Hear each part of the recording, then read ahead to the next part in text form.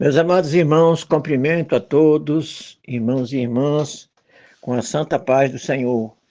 Gostaria de meditar num texto da Bíblia que está em Marcos, capítulo 3, versículo 7 ao 10, que nós vamos ler para a nossa meditação.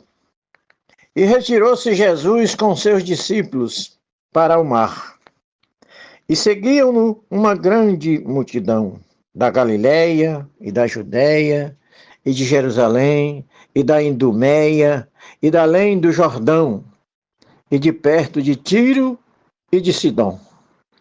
Uma grande multidão que, ouvindo quão grandes coisas fazia, vinha ter com ele, e ele disse aos seus discípulos que lhe tivessem sempre pronto um barquinho junto dele, por causa da multidão, para que o não comprimisse.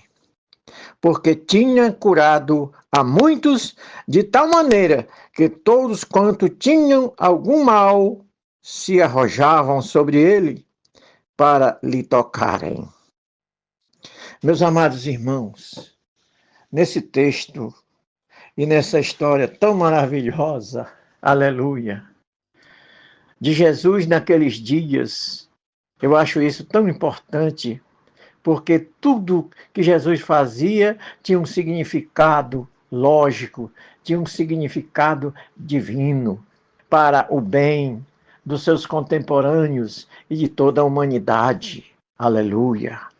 Jesus ia se retirando com seus discípulos, porque ele queria pregar a palavra de Deus, ele queria anunciar o evangelho. E esta multidão de várias cidades, de vários lugares que o acompanhavam porque queriam ter os benefícios da cura do corpo, queriam ser abençoados para ter uma vida regalada na terra e poder ser feliz, com saúde e muita disposição, o que não é errado. E Jesus fazia isso porque ele queria provar que ele era o Senhor, que ele era Deus na terra junto conosco, embora que os seus contemporâneos não acreditassem. Mas como a situação era difícil, então veja só o que Jesus fez. De outras vezes, ele subiu ao monte, mas dessa vez ele queria um barquinho ali perto da água, ali na borda do mar, para que ele pudesse entrar naquele barco e sozinho se afastar um pouco para de lá poder anunciar o evangelho. Por que isto, irmão? Qual o objetivo desta atitude do nosso mestre? Só tem uma palavra para dizer a todos vocês o que Jesus queria nesta situação. Ele não queria, primeiro, ele não queria ser apertado e comprimido ali, e oprimido, para que ele pudesse anunciar a palavra. E por causa disso, ele queria o barquinho ali perto dele, porque ele se afastava.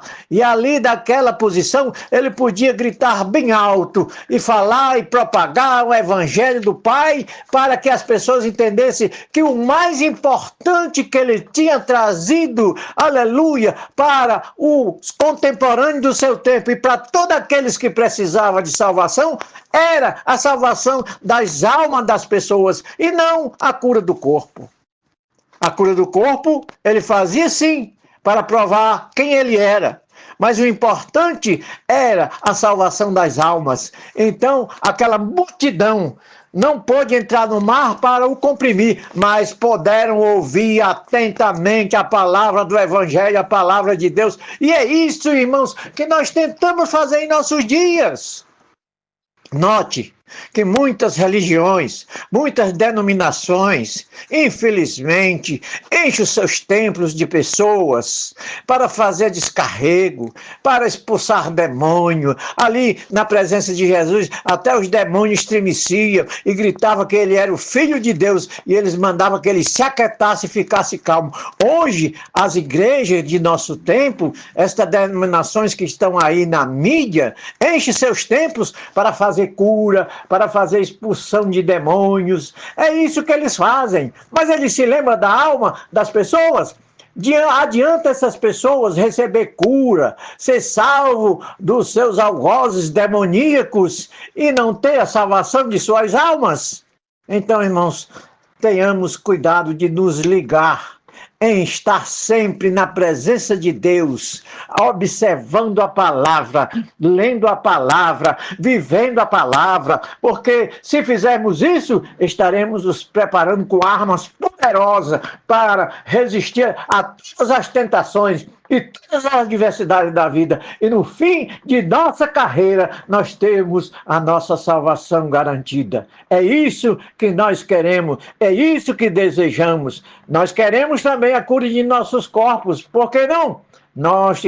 Muitos de nós já fomos curados com curas extraordinárias que somente Deus podia fazer. Mas o mais importante para mim não é a cura do corpo, é a cura da alma, é ter a alma livre e liberta do pecado para podermos entrar no reino de Deus. Essa é a missão do crente. O crente que não luta para entrar no reino de Deus, então ele está perdendo o tempo dele.